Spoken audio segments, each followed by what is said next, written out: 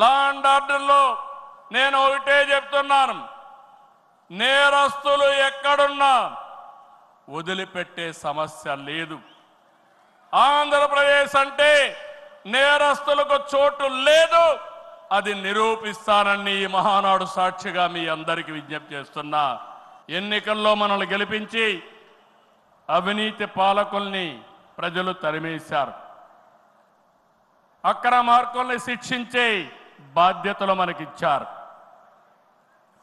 ప్రజా సంపద దోపిడీ చేసిన వారిని, గాడి తప్పిన నాయకుల్ని, అధికారుల్ని ఉపేక్షించే సమస్య లేదు.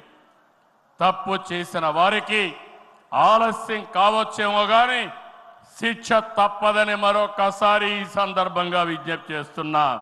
లా అండ్ ఆర్డర్లో నేను ఒకటే చెప్తున్నాను, నేరస్తులు ఎక్కడున్నా వదిలిపెట్టే సమస్య లేదు.